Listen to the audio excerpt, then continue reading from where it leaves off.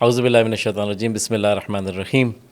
دانش media کے pod cost حج کے حوالے سے جو سلسلہ جاری ہے، اس کا آج دوسرا سیشن انشاءاللہ ہے ہمارا۔ اس سیشن کا آغاز میں کرنا چاہوں گا اس خوبصورت بات سے جو آغا علی مرتضیٰ صاحب نے کہی تھی کہ حج زندگی میں ایک بار واجب ہے، اور دنیا میں جتنے بھی لوگ ہیں اس کے صرف 0.2% آبادی کا جو ہے وہ حج کی جو ہے اس فریضے کو ادا کرتا ہے۔ یعنی آپ کا انتخاب اس 0.2% لوگوں کے اندر ہے، آپ ان خوش نصیب لوگوں میں سے ہیں۔ تو اب کیسے ممکن ہے کہ آپ اتنے خوش نصیب ہیں اور اتنی بڑی سعادت کے لیے جا رہے ہوں اور تیاری کے بغیر جائیں؟ اسی تیاری کے حوالے سے ہم آخر میں گفتگو کر رہے تھے اور شبلی کی روایت کے حوالے سے گفتگو ہو رہی تھی۔ اگر ایک چیز جو ہم نے دیکھی وہ یہ کہ ہم مختلف سوالات کو جب ہم بات کر رہے ہیں اور مختلف پہلوؤں پہ بات کر رہے ہیں تو معنویت پہ خاص ایک زور ہے۔ اچھا، اب یہ جو معنویت والا معاملہ ہے، عمومی طور پر معنویت یعنی کہ عبادت کے اندر خضوع و خشوع ہو، ایک عبادت کے اندر جو ہے وہ ایک مستقل آپ کی جو ہے وہ وہاں پر آپ کا ذہن موجود ہو اور اس طریقے سے آپ عبادت کر رہے ہوں کہ واقعاً لگے کہ ہاں میرا دل جو ہے وہ مل گیا ہے پروردگار کی ذات سے۔ اب عمومی طور پر خضوع و خشوع جو ہم کرتے ہیں تو وہ کہتے ہیں کہ ہم تنہائی میں زیادہ اچھے طریقے سے جو ہے نا وہ عبادت کو انجام دے سکتے ہیں۔ اب حج کے معاملے میں یہ معاملہ تھوڑا سا مشکل نظر آتا ہے، کیونکہ ظاہر ہے کہ ایک ایسی عبادت ہے کہ جو اجتماعی عبادت ہے کہ جہاں پر بہت سارے لوگ ہر جگہ پر موجود ہوتے ہیں، ہر مناسک میں موجود ہوتے ہیں، تو وہاں پر اس طریقے سے اپنے آپ کو خدا کے ساتھ لنک کرنا تھوڑا سا مشکل نظر آتا ہے۔ تو وہ معنویت پیدا کرنا کس طرح سے ان حج کے مناسک کے دوران جو ہے وہ ممکن ہو سکے گا؟ شاید برداشت سے بڑھ کے شاید مثلاً فلسفہ حج بھی اسی میں ہو کہ مثلاً ہو سکتا تھا کہ پورے سال خدا کچھ لوگوں کو محرم میں بلا لے، کچھ کو سفر میں بلا لے، کچھ کو ربیع الاول میں بلا لے، اس کو اسپریڈ آؤٹ کر دیتا۔ خدا نے جان بوجھ کے سب کو ایک ساتھ بلایا، سب کو جان بوجھ کے وہ ایک ایسا انوائرمنٹ کریٹ کیا ہے کہ لوگ ایک ساتھ آئیں۔ خود یہ احرام کے بارے میں ہم جو بات کر رہے تھے ابھی شبلی کی روایت کی ذیل میں، کہ خدا مند متعال نے انسان سے کہا کہ دیکھو تم جو لباس پہنتے ہو، تم نے جو لباس سیے ہوئے لباس پہنتے تھے اب تک، تم نے اس کو اتارنا ہے، اس کو چینج کرنا ہے، اور اب جو لباس پہننا ہے وہ بغیر سلا ہوا لباس۔ کیا مطلب؟ اس کے پیچھے تھوڑا سا فلسفہ کا تھوڑا غور کریں تو کہ سلائی جو ہوتی ہے نا وہ ہوتی ہے ناٹ، گرہ اس کو کہتے ہیں۔ ہم سب اپنی زندگی میں بہت سارے گرے ہم نے باندھے ہوتے ہیں جو ہماری آئیڈینٹی کا پارٹ بن چکے ہوتے ہیں۔ کیا میں ہوں مثلاً پاکستانی ہوں، میں شیعہ ہوں، میں یہ ہوں، میں اس طریقے سے کام کرتا ہوں، میں اس طریقے سے لباس پہنتا ہوں، اس طریقے سے چلتا ہوں۔ سب کی چیز میں ایک میں کا کانسیپٹ ہے، میں اس طرح عبادت کرنا پسند کرتا ہوں، میں یہ خاموشی چاہتا ہوں۔ خدا کہتا ہے دیکھو اب تک جو کرتے آئے تھے صحیح ہے، اب جو ہے نا جب تک اس فضا میں ہو اس میں کو بلا دو، اس میں کو کچل دو۔ بہت خوبصورت۔ اب جو سفر تم کرنے جا رہے ہیں وہ میں سے ہم کا سفر ہے۔ کیا مطلب؟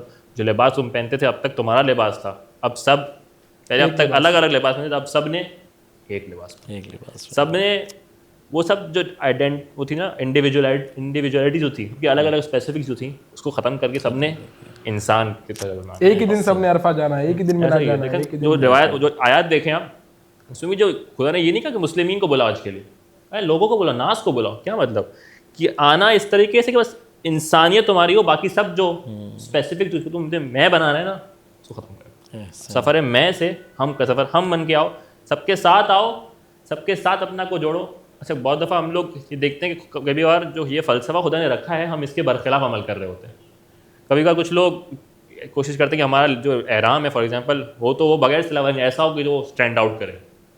یہ اس فلسفے کے خلاف جا رہے ہیں جو خدا نے رکھا ہے۔ میں نے کہا کہ آپ اس میں سے نکلیں اور سب کی طرف جائیں، اس سب میں گل مل جائیں۔ یا ABCD کلاس جو آج کل بن گئی ہے۔ جی میں اسی پہ آنا چاہ رہا تھا، جب وہ بات ہو رہی تھی تو یہی میرے ذہن میں ایک چیز آ رہی تھی کہ آج کل تو ماشاءاللہ سے جو ہے وہ حج کے جو حوالے سے جو ہے پہلے ایک ہوتا تھا کہ ایک ہی حج ہے، اب تو حج کی بھی کلاسز ہو گئی ہیں ماشاءاللہ سے۔ جی وہ گورنمنٹ حج الگ ہوگا، ایگزیکٹو حج الگ ہوگا، جی وہ VIP حج الگ ہوگا۔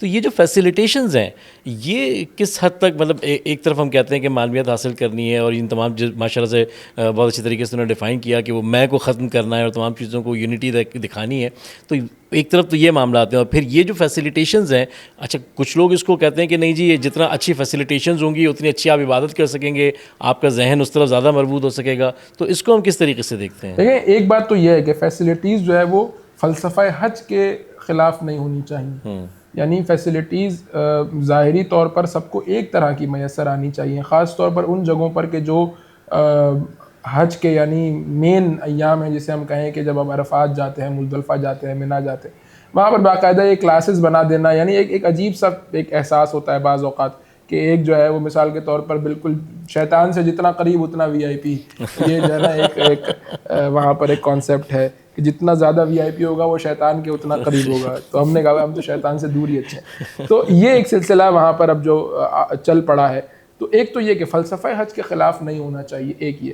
لیکن بات یہ ہے کہ جب ایک چیز بزنس بن جاتی ہے نا تو پھر اس کے بعد یہ فلسفہ وغیرہ جو ہے وہ یعنی بزنس اور فلسفہ ایک ساتھ نہیں چلتا. اپنے معیارات ہوتے ہیں، اپنے اس کے جو ہے اسٹینڈرڈز ہیں، اپنے معیارات ہیں، وہ اپنے معیارات کے تحت چلتا ہے. تو تھوڑا سا ہمیں یہ دیکھنا ہوگا کہ درست ہے جو لے جا رہے ہیں ان کا بھی حق ہے کہ وہ اس میں جو ہے وہ کوئی نہ کوئی اپنے لیے کوئی انسینٹیو ان کے لیے ہو، وہ بالآخر پورے سال محنت کر رہے ہیں، اس سے انکار نہیں ہے. لیکن یہ باقاعدہ اس دنیاوی بزنس کی شکل اختیار نہ کر رہے زیارات اور حج کا جو سلسلہ ہے. دوسرا یہ کہ فیسلٹیز ہمیشہ کیوں دی جاتی ہے؟ فیسلٹیز ہمیشہ اس لیے دی جاتی ہے کہ آپ کسی ہدف کو ان فیسلٹیز کے سائے میں آسانی سے حاصل کر سکیں، نہ یہ کہ وہ فیسلٹیز آپ کا جو ہے وہ ہدف بن جائیں. اگر وہ فیسلٹیز آپ کا ہدف بن رہی ہیں تو اس کا مطلب یہ ہے کہ جس کام کے لیے آپ آئے تھے اس کام سے آپ جو ہے وہ منحرف ہو رہے ہیں. لیکن انہی فیسلٹیز کو آپ جو ہے وہ اگر اچھی طرح سے اویل کر رہے ہیں تاکہ آپ اپنے آپ کو جسمانی طور پر اور روحانی طور پر، معنوی طور پر اس قابل بنا سکیں کہ آپ جو ہے وہ اس فلسفہ حج تک، حج کے اس ہدف تک، معنویت تک، روحانیت تک پہنچ سکیں، تو پھر یہ فیسلٹیز بہت اچھی ہیں. تو دو باتوں کا اس میں خیال ہونا چاہیے. بہت باریک لائن نہیں ہوگی. ہاں بہت ہی باریک جو ہے وہ اس کے اندر ایک سلسلہ ہے کہ انسان کس طرح سے اپنے آپ کو جو ہے وہ اس سے نکالے. یعنی واقعاً ہم بعض اوقات ہم نے اپنے ساتھ جو قافلوں میں لوگ جاتے ہیں ان کو دیکھا ہے کہ بہت بعض اوقات پیسے والے اور بہت جس کو کہیں گے ویل آف گھرانے کے لوگ ہوتے ہیں. اور وہ ہمارے ساتھ ابھی آخری سفر پر ایک فیملی تھی تو کافی اچھے یعنی ویل آف لوگ تھے، لیکن وہی کہتے ہیں ہم چلے جاتے ہیں اور وہیں سے ہم کوئی چیز جو ہے وہ خرید کے کھا لیتے ہیں، لیکن ہم زیادہ ٹائم جو ہے وہ حرم میں اسپینڈ کرنا پسند کرتے ہیں بجائے اس کے کہ ہم آئیں، کھانا کھائیں، پھر واپس جائیں. لیکن اس کے بدلے کچھ لوگ اس طرح سے بھی ہے کہ بھائی نہیں، مثال کے طور پر ہم نے کھانا اپنا پراپر کھانا ہے، پراپر سونا ہے، پھر اس کے بعد اگر ٹائم بچ گیا شاپنگ وغیرہ سے تو پھر دیکھیں گے کہ بالآخر اللہ کے پاس بھی جو ہے وہ ایک آدھ چکر لگا لیں گے. تو ایک اس طرح کی سوچ بھی ہے. اس میں خالی ایک چیز کا خیال رکھنا بہت ضروری ہے کہ ہر ایک کا کمفرٹ لیول الگ ہوتا ہے. شاید آپ سمجھ رہے ہو کہ وہ ایک کمفرٹ میں ہے ایک بندہ، لیکن وہ جو چھوڑ کے آیا شاید اس سے زیادہ کمفرٹیبل ہو. تو ہو سکتا ہے کہ وہ بندہ اپنی کمفرٹ زون چھوڑ کے آیا ہوا ہو اور آپ کو لگا کہ یار یہ تو لگژری میں رہ رہا ہے. ہر بندے کا کمفرٹ زون الگ ہے. وہ ہو سکتا ہے اپنے کمفرٹ زون سے باہر آ تو کسی کو اس کے اوپر جج نہ کریں کہ بھائی یہ بہت لگژری سرچ کرنے آیا ہے یا یہ. ہر بندہ ڈفرینٹ ہوتا ہے، ہر بندے کا کمفرٹ لیول ڈفرینٹ ہے. تو وہ اس کا بھی خیال ظاہر ہے ہم نے کہا کہ فیسلٹیز جو اس لیے ہوتی ہیں کہ آپ کا ہدف آسانی سے آپ اچیو کر سکیں. ایک اور نقطہ ایڈ کرتا چلوں کہ دیکھیں ہمارے پاس ایک روایت ہے ہمارے آخری زمانے کے امام کے بارے میں کہ جب وہ آئیں گے اللہ تعالیٰ فرجہ الشریف، کہ جب وہ آئیں گے تو دنیا کو بھر دیں گے عدل و انصاف سے جیسے وہ بھری ہوگی ظلم و جور سے. اچھا عدل و انصاف سے بھریں گے کیا فائدہ ہوگا؟ کیوں ہے یہ کانسیپٹ عدل و انصاف سے بھرنے کا؟ خدا کی عبادت میں نے کرنی ہے، اس سے کیا جوڑ کے تعلق کیا؟ تو وہاں پہ لوگ علماء فرماتے ہیں کہ دیکھیں عدل و انصاف کا کانسیپٹ اس لیے ہے کہ اگر عدل و انصاف پوری دنیا پہ نافذ ہو جائے گا تو ہر شخص کے پاس ایکول اپرچونٹی ہوگی کہ وہ اپنے اسپریچول لیولس کو طے کر سکے. وہ ان مشکلات کو کہ جس کے ذریعے وہ ان اسپریچولیٹی پہ فوکس نہیں کر پا رہا. ہم ہمارے مثلا ملک کے مسائل دیکھ رہے ہیں، بہت سارے چھوٹے چھوٹے مسائل میں ہم بہت سارے لوگ پھنسے ہوئے ہیں، ان کے پاس ٹائم ہی نہیں بچتا، اس کے بعد وہ انرجی ہی نہیں بچتی کہ وہ اپنے اسپریچول میٹرس پہ فوکس کر سکیں. تو یہ فیسیلیٹیشنز، یہ آسانیاں اس لیے ہوتی ہیں کہ انسان کے پاس وہ اپرچونیٹی اس کو حاصل ہو جائے کہ وہ میکسیمم اپنا ٹائم، میکسیمم اپنی ایفرٹ اس ہدف کے تحت لگائے جس کے لیے وہ آئے، اس ہدف کے تحت لگائے جس کو خدا نے اس کو بھیجا ہے. اچھا اگر اجتماعیت کی جب بات ہو رہی ہے تو ظاہر ہے کہ حج ایک ایسی عبادت ہے کہ جو اجتماعی عبادت ہے، تو اس کے پیچھے بھی یقیناً ایک فلسفہ ہونا چاہیے کہ بھئی چونکہ باقی عبادتیں جیسے نماز ہے، روزہ ہے، یہ تمام انفرادی عبادتیں ہیں اور حج کو ایک اجتماعی عبادت کے طور پہ رکھا ہے، تو اس کے پیچھے کوئی یقیناً ایک فلسفہ ہونا چاہیے. عمومی طور پر کہتے ہیں کہ وہاں پہ چونکہ مختلف ممالک کے لوگ جمع ہوتے ہیں تو ایک دوسرے سے ملاقات ہوتی ہے، ایک دوسرے کی مطلب ایک دوسرے کے کلچر کو سمجھنا، اس طرح کی تمام چیزیں بھی ایک فلسفہ یہ ایک موجود ہے اس کے حوالے سے. تھوڑا سا اگر ہم اس کو ہسٹوریکل پوائنٹ آف ویو سے جا کر کے دیکھیں کہ حج جس زمانے میں یعنی رسول اللہ کی زبانی بیان ہو رہا ہے اور حج واجب ہو رہا ہے ائمہ علیہم الصلوۃ والسلام کے زمانے میں، وہ زمانہ کمپیئر نہیں کیا جا سکتا آج کے زمانے سے. تھوڑا سا اگر آپ اس زمانے میں جا کر کے دیکھیں تو آپ کو سمجھ میں آئے گا کہ کتنے فوائد تھے جو حج سے حاصل ہو رہے تھے. مثال کے طور پر آپ یہ دیکھیں کہ اونلی میڈیا اگر اس زمانے میں کوئی ہے کہ جہاں سے آپ اپنی بات کو پوری دنیا تک پہنچا سکتے ہیں وہ حج ہے. حج کے علاوہ آپ کسی جگہ سے اپنی بات کو, یعنی حکومتوں کے پاس تو ممکن ہے کہ میڈیا کے کوئی ذرائع موجود ہوں کہ بھائی وہ اپنے بات کو پہنچا سکے, لیکن مثال کے طور پر آپ دیکھیں کہ امام محمد باقر علیہ السلام جب اس دنیا سے جا رہے ہیں تو کہہ رہے ہیں کہ میرے لیے عزاداری کروانا منا کے میدان میں, مثال کے طور پہ. یا خود امام حسین علیہ السلام انتخاب کر رہے ہیں منا کے میدان کا کربلا سے 1 سال پہلے, اور وہاں پر جو خطبہ ارشاد فرما رہے ہیں. یعنی یہ بتاتا ہے کہ ایک ایسی جگہ کہ جہاں سے بات پورے عالم اسلام تک جو ہے وہ پہنچ سکتی تھی, وہ یہ حج کا موقع تھا کہ وہاں پر سارے لوگ جمع ہوں گے اور وہاں سے بات پہنچے گی. بعض مورخین کا حتیٰ یہاں تک کہنا ہے کہ یہ جو بالکل آخری ایام میں امام حسین کے قتل کا منصوبہ بنایا گیا, جس کی وجہ سے امام مکہ چھوڑ کر کے چلے گئے کربلا کی طرف, وہ اسی لیے تھا کہ اگر امام حج کے موقع پر وہاں پر موجود رہتے اور اپنے اس پیغام کو تمام تر حاجیوں تک پہنچاتے تو پورے عالم اسلام کے اندر جو ہے نا وہ یہ ایک انقلاب کی صورت جو ہے وہ ایجاد ہو جاتی. اس لیے انہوں نے منصوبہ بنایا کہ قتل کر دیا جائے, اور امام نے پھر کعبے کی حرمت کے تقاضے کے تحت جو ہے وہ مکہ کو چھوڑ دیا اور کربلا کا رخ کیا, جو کوفے کا رخ کیا, اور بعد میں پھر کربلا تک پہنچے. تو یہ ایک اس طرح کا سلسلہ ہے جس سے ہمیں سمجھ میں آتا ہے کہ ایک میڈیا کی حیثیت رکھتا تھا حج اس زمانے کے اندر.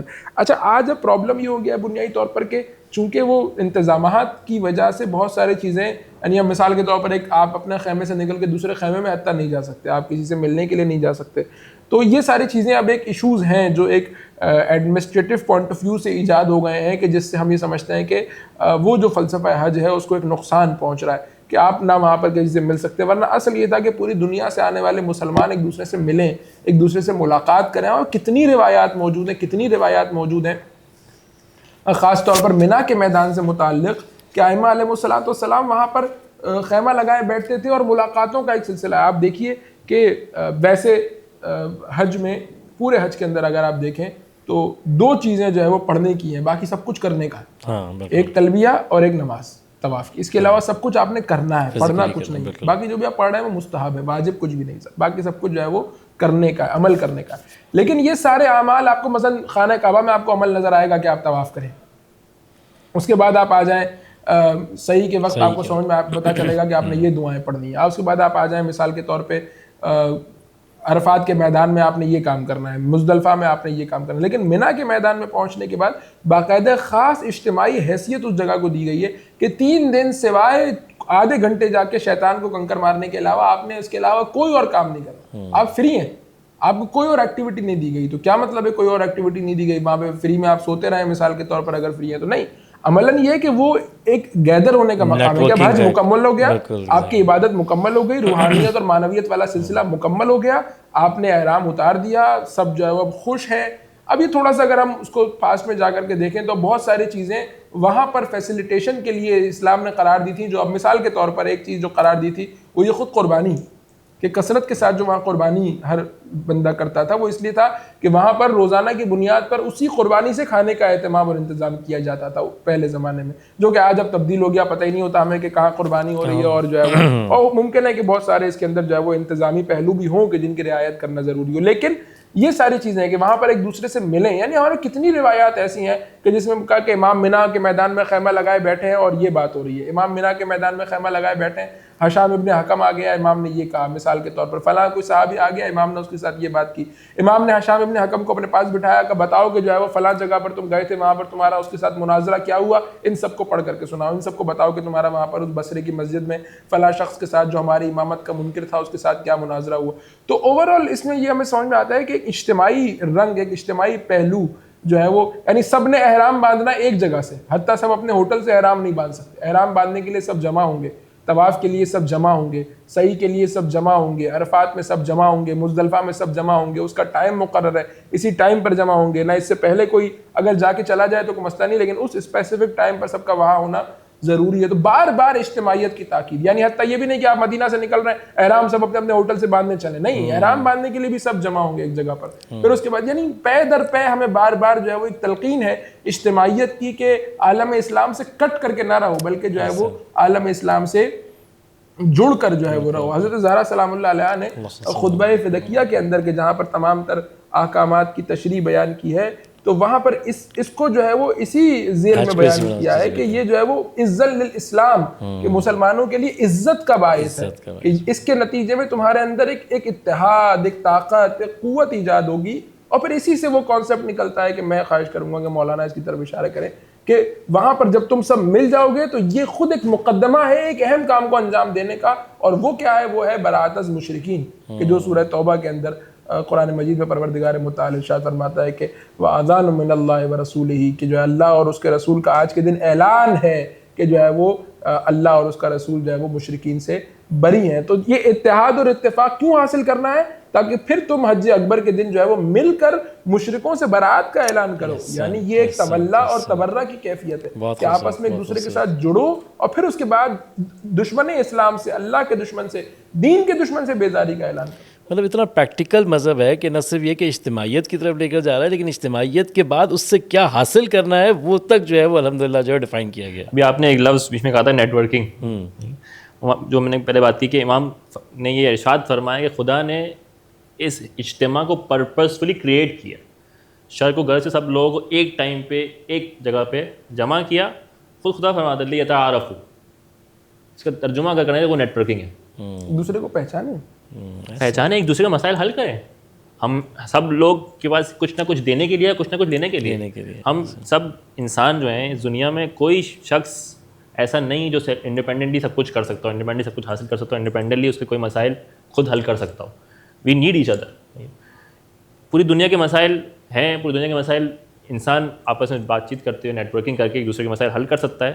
اچھا، خود قرآنی آیت جو میں نے کہا کہ سورہ حج واقعاً بجائے کہ انسان پڑھ کے جائے، خدا نے انٹروڈیوس کرایا حج کو، ایک کانسیپٹ کو، ایک پورے سورہ 78 ورسز خدا نے بیان کیے. بھائی پڑھ کے جاؤ.